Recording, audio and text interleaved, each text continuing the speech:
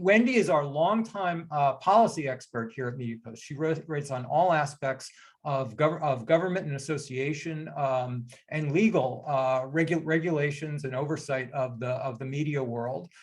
She has been to the political event show multiple times. Wendy, I'm going to let you guys take it away because I know I ran a little long and I want to hear what these two have to say about not only what they just heard from the Virginia campaigns, but going forward, what they're planning for the next one. So take it away. Great, thank you, Steve. So I am actually not seeing anyone on my screen. You're there. Okay, just got everyone. Got everyone. So hello, I am here with Amanda Elliott, who is the digital director for the Republican Governors Association, and Laura Carlson, the same capacity digital director for the Democratic Governors Association. I just want to pick up where that last panel left off with the Virginia race, well, last year's races. I think the outcome of last year's races, I think, were a surprise to a lot of people. The Virginia race, the Republican candidate won, even though the state had voted overwhelmingly for Biden, and New Jersey was surprisingly close, even though that was seen as a pretty blue state. So let me start with you, Amanda. What do you take from the outcomes of those elections, and how do you think that is going to influence strategy this year? Hi, well, first of all, I want to say thanks for having me. I love this event every year. It's been awesome. So I think the overall lessons that we can take from Virginia and New Jersey are a lot of the things that the last panel touched on actually is that message matters, and having candidates that really focus on messages and issues that matter to people on the ground and to the residents of their states really mattered. And, you know, Glenn Youngkin and his team did an excellent job staying disciplined and on message and talking about issues that matter to Virginia voters rather than getting sucked into you know, a national conversation about whatever was happening in Washington. So that's key, and that's a lesson that I think we can all take from that. And then obviously, governor's races are becoming more and more important, especially this year after going through 2 years of a pandemic and kind of voters realizing how important state and local governments is, and just kind of realizing that, you know, the decisions that governors make on a day-to-day basis really impact our everyday lives. And I think there is a sense in both Virginia and New Jersey that the status quo was not acceptable anymore, and people wanted a change. And I think that was pretty obvious. I mean, were there very specific issues? I know we talked about education, about COVID. Were there very specific issues like that you think really resonated with voters? Oh yeah. I mean, definitely in Virginia, education turned out to be a huge issue that resonated with voters, kind of, you know, stemming from COVID. So, you know, we've talked a lot about how elections this year and even last year were all very COVID centric, but there are a lot of messages and issues that kind of stemmed from that. And education was a huge one, with schools going to remote learning and parents kind of seeing maybe for the first time what exactly is being taught in classrooms, and it was really concerning to them. And so even if COVID wasn't necessarily front and center all year last year, education was, and it was because of COVID, I think. So, and I think we'll probably see other things like that on this year as well, all stemming from COVID. So, but let me ask you though, what can governors actually do about COVID?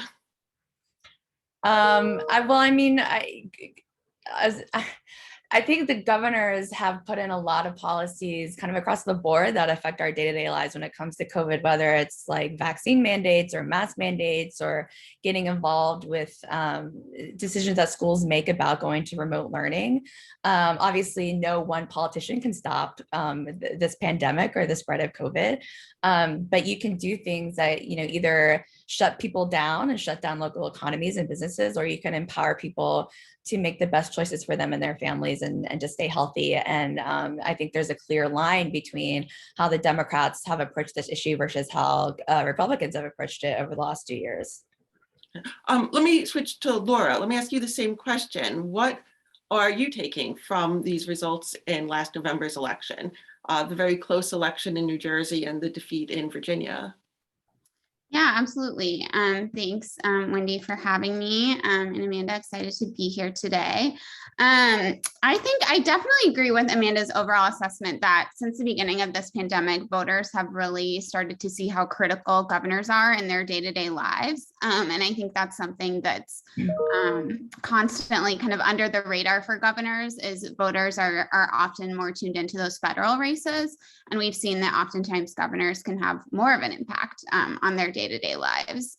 I think for us, I will also add that a race that hasn't come up yet that we always include when we look at last year's elections is the California recall, and how that was similar and different and really kind of set the stage going into Virginia and New Jersey.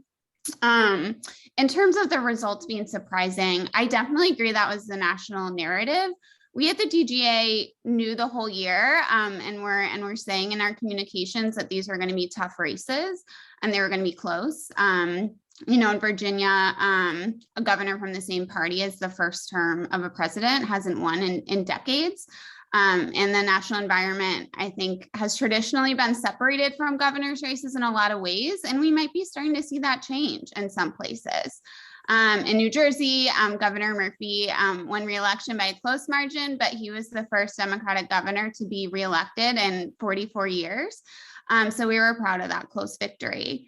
And I think it does really set the stage for going into 2024, what's at stake with the 36 races we have on the map. So let me ask about that.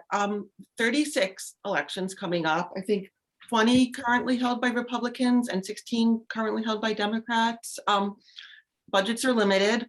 I'll start with you, Laura. What is your priority, the DGA's priority for this year's gubernatorial elections? Yeah, absolutely. The DGA really considers ourselves first and foremost to be an organization that is focused on re-electing our Democratic governors and protecting those incumbents. We're really proud of our record and think it really stands out in the space. We haven't lost an incumbent Democratic governor since 2015. So we're really, really good at it, and we know how to do it successfully. And so that's going to be a big part of our focus, of course, looking at the map going into this fall. We have a lot of Democratic governors to re-elect in purple states that are critical across the upper Midwest for the presidential elections going into 24. So we're going to be looking, you know, states like Michigan, Minnesota, Wisconsin, and Pennsylvania that are such a critical part of the national conversation. And Amanda, let me ask you the same question. What is the RJA's priorities in terms of those 36 races coming up this year? Well, just like Laura mentioned, like our priority is first and foremost always going to be to support our incumbents and re-elect them. But, you know, I'm not going to lie, we have a tough map this year. There's 36 races and I think we have way more, I think you mentioned, incumbents to defend than the Democrats do this year. And we also have some key states that are open seats this year. And so those are obviously going to be a priority. We don't want to lose any of red states on the map that we currently have. So there are states like Maryland is going to propose, or, you know, have it be a unique challenge for us this year to hold on to. Arizona is another state that is going to be open that is currently held by a Republican governor, and that's going to be a challenging state. I mean, they have 2 Democratic senators now, and so I would say definitely our incumbents are a top priority, but after that it's going to be holding on to, you know, some of these states that have open races. No, I mean, Amanda, you know, there's already been a lot of polling, or at least some polling, and it suggests that some incumbents are vulnerable right now. How do you see that playing out? Are there any in particular that you think really, any states in particular that you think really have a good chance of flipping? I wouldn't say necessarily that there's any one state that I'm particularly nervous about switching blue or an incumbent losing. But you're right, there are states that are going to definitely be challenging, but they can definitely do it and pull it off. You know, Georgia is going to be interesting this year because our incumbent is getting primaried. And so that will be a really interesting process to see how that plays out. But, you know, once he makes it through the primary, I feel pretty good about our chances there. I mean, we've beat Stacey Abrams before, I'm sure we can do it again. So there will be some states that I think are going to be really interesting for us to watch and we'll be paying close attention to and playing early in, but none that I would say I'm especially worried about at this point. What about states where you think the incumbent Democratic governors are vulnerable? Well, we definitely have our eye on a few targets, which is no surprise. I'm sure Laura could say the same for the DGA. But the Democrat governors, I think across the board, there's a lot of them that we think are vulnerable this year. Gretchen Whitmer in Michigan, I think, has a troubling record that she's going to have to defend this year. That makes her vulnerable. And Janet Mills in Maine, I mean, she also has a record that she's going to have to defend that is a little bit problematic for her and could cause some issues. And she's also going to face some tough opponents too. So I think it really also just depends on the candidates and who becomes our nominees. And then as we get closer into Q2 and Q3, we'll be able to make better calls on that. And Laura, what about the DGA? Are there governors now, Republican governors, that you think might be vulnerable, where you can see the organization spending resources, running ad campaigns? Yeah, absolutely.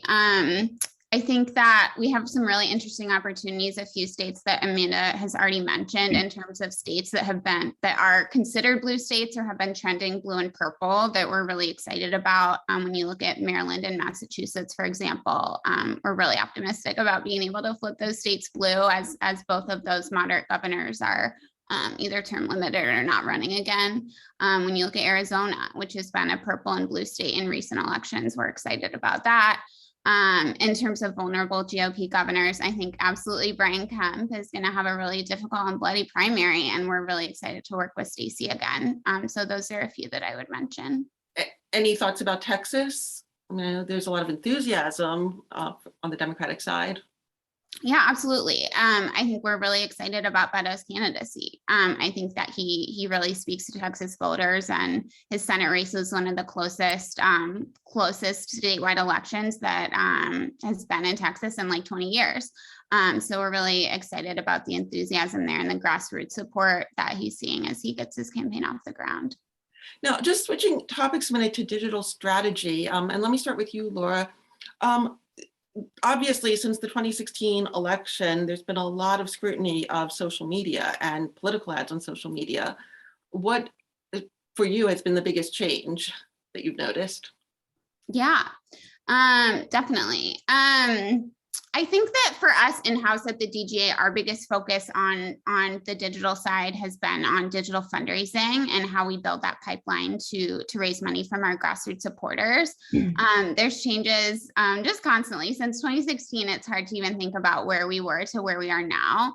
I think that a recurring theme that you'll see both on the fundraising side and on the persuasion and digital media side is just the fragmentation of the environment and how we reach our persuasion targets, our acquisition targets, our donors in an increasingly fractured space and how we build out from that. I think one really good example in terms of digital acquisition for fundraising, which is a big part of our department's focus at the DGA, is traditionally when you think of an acquisition plan and how you acquire new supporters, you're looking at things like Facebook being like the large majority of your budget, which is just no longer feasible in today's online environment. So how we're diversifying where we're reaching out to folks and bringing them into our program, I think has always been important, but now it's like absolutely critical and we can't do our work without it.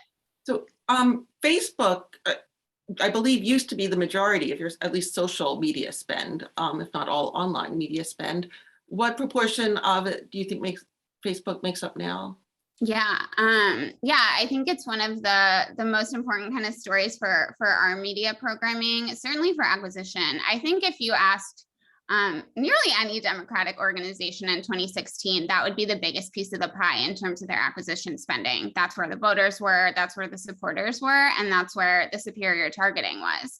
And I think that's really, really changed for us. It's less than half right now of what we're doing on our spending for our digital acquisition programming, which again, I don't think very many people would have predicted 5-10 years ago. And let me ask you the same question, Amanda. How has your spending, and particularly in social media, changed since the 2016 election? I would just echo a lot of what Laura just said. I mean, because of the changes kind of these big platforms have put into place in the last few years, it's become a bigger part of my job to see how we can diversify our spend, and kind of allocate budgets in a way that makes it most efficient. And so Facebook is still a huge piece of that puzzle, and I think will probably still be for at least this cycle and the next. But it definitely has changed. I mean, in a lot, when I put together media plans now, it's like, okay, we're going to definitely spend, X amount of dollars on Facebook, but it's no longer kind of like the first go-to default placement anymore. It's where else can I be putting these dollars so that they're spent efficiently, and also kind of like acquiring the kind of people that we need and reaching the voters that we want to see our ads. And so just diversifying our spend has become definitely way more important in the last couple of years. No, even with much more limited targeting options on Facebook, you're still able to upload custom lists that reach out to people who information you already have. How have you been using that feature? Let me ask Amanda first. Yeah, I mean, it's very important. Facebook does still allow first party data matching. So anytime we have a piece of creative that we want to, see our particular audience to see, we work with several data partners, and we can get those lists together and our audiences together and upload those to Facebook. So that capability is still there, which is great, and hopefully won't change this year. Fingers crossed. So yeah, that's super important. But I would also say, it's also important not to overly micro target. And so just because I have the ability to upload a voter list to Facebook doesn't mean I'm just going to rely on that all year. Laura, you also, the DGA also uses those custom audience lists on Facebook, mainly for fundraising, right? Is that, or at least partially for fundraising? Yeah. Yes, we definitely often start with those. And then in terms of acquiring new donors for our fundraising program, we've really relied more so than those specific targets in recent years on Facebook's modeling and lookalike audiences, because our goal is to constantly be growing on the fundraising side. And I think just some of the recent changes in the space in terms of reduced effectiveness of pixel targeting, for example, and how we're able to find our voters along the journey has put some challenges in front of us for that effectiveness. You're still able to, though, upload lists and tell Facebook to exclude people who've been prior donors when you're looking for new donors, right? Yeah, we are, but we've seen that become less effective due to some of the changes that Facebook and other platforms have made in the last few years. No, you've also been using content marketing pretty heavily, right? And I think about like the Outbrain ads and the. Oh yeah, definitely. In terms of native, yeah, that's been one of our new avenues that we've started using to kind of fill that gap in terms of when we're not able to scale as successfully on Facebook and Google. We've found great success using native channels like Outbrain, Verizon, Taboola, as well as fixed cost sources. Those have kind of been the two main avenues that have started to play a larger role in our planning. And when would you say that shift started? I would say just in the time I've been at the DGA, honestly, probably the past 3 years, and in the past year or two, especially, that proportion has continued to adjust on that track. And what about you, Amanda? Are you seeing the same things in terms of content marketing or native ads? Mm-hmm. Yeah, I mean, native ads haven't been a huge part of our strategy the last couple of years. We did more of it probably in 2018. I will probably throw it in this year a little bit more, but yeah, that all makes sense. Everything Laura talked about, yeah. And with your digital strategy, do you have different strategies for different goals, different strategies for get out the vote, for fundraising, for persuasion ads? Yeah. I mean, it really just depends on the state and the race. Every race that has different dynamics and different goals, whether it's, us supporting an incumbent or if it's an open seat, everything, the strategy will kind of really depend on a bunch of different factors. And the demographics we're trying to go after, or if it's an incumbent, our plans will definitely look a little bit different versus in a state like Arizona where it's open and it's going to be highly competitive. So there's a lot of factors that play into our decisions on how and when and where we spend money, and those will just play out throughout the year. And now, Laura, you had mentioned that some of these privacy changes that some of the major platforms have put in place have affected you. Are you talking about Apple's changes with the email open rate tracking, or are you talking about the do not track settings in browsers that make it more difficult to tell when a particular computer user has been to your site or a candidate site?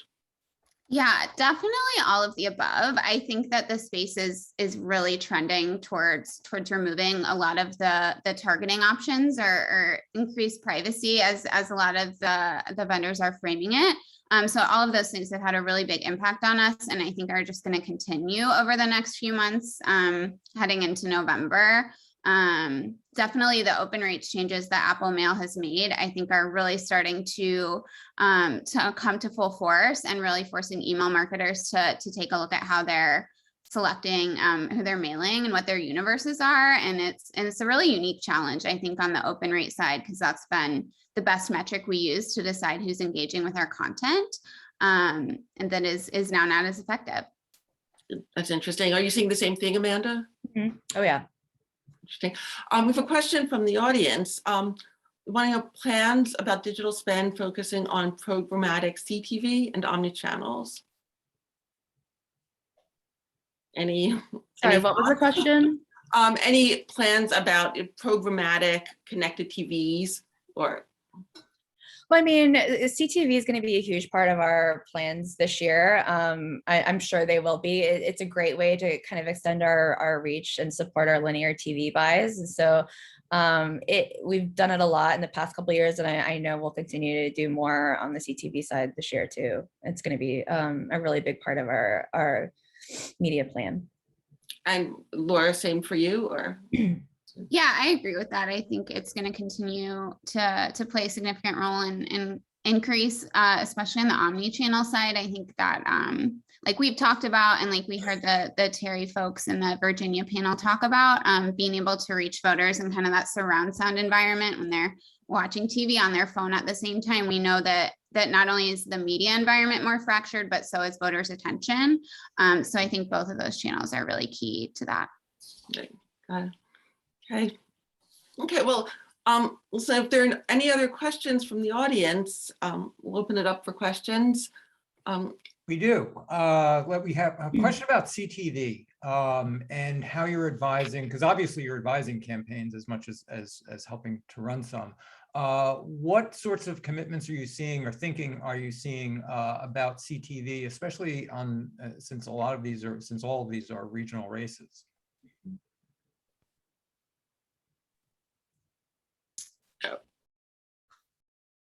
Anybody? Is the question, sorry, is the question like what kind of commitments we're seeing already? Right. Well, sure, both that and what you're advising people, because obviously you're working in consultative capacity for a lot of campaigns. Well, I mean, I tell any of the campaigns that I talk to are outside groups. If you have the budget, definitely invest and kind of lay down those buys on places like Hulu. They're a great way to reach people who don't watch traditional TV anymore. And I definitely advise them to like add it to their mix if they have the budget to do it. If they don't, then we can go from there. But it's a huge piece and will continue to be so. And I just, I'm as far as what we're seeing already this year, I'm not, I haven't seen a whole lot. But I think the buying will, start to pick up in the next, couple of months. And any candidate and campaign that I work with, I tell them definitely, if you can invest there, do so. Same for you, Laura? Yeah, I don't have a ton to add on there. I think generally you'll see on a lot of Dem campaigns that CTV might might be a little higher proportion than some of our Republican friends due to just who our voter base are and who we need to reach. Not a ton of buying and planning for that already happening. I think one avenue where we are currently advising a lot of our campaigns already is YouTube Select and starting to reserve some of that inventory. That opens up really far in advance. So that's one place where we're already working on our media budgets there.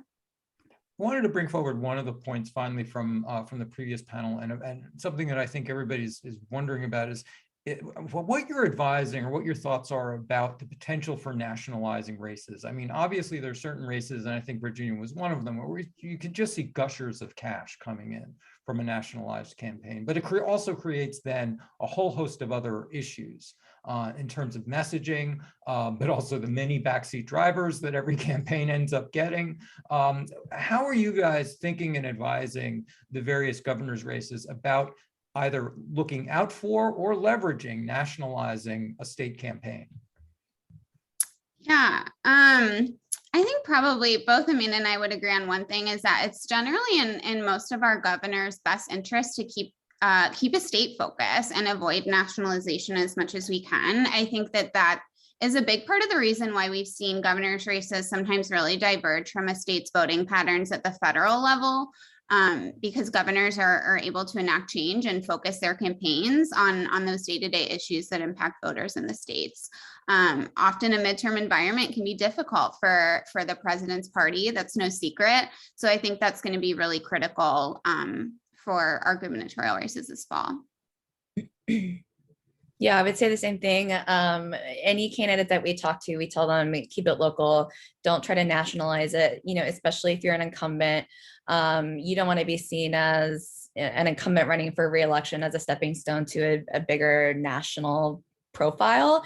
And with 2024 coming up, I think a lot of candidates are going to run into that issue of you know, are you running for re-election to be governor for a full second term, or are you angling for something else? So the more that they can keep it focused on local state issues, the better.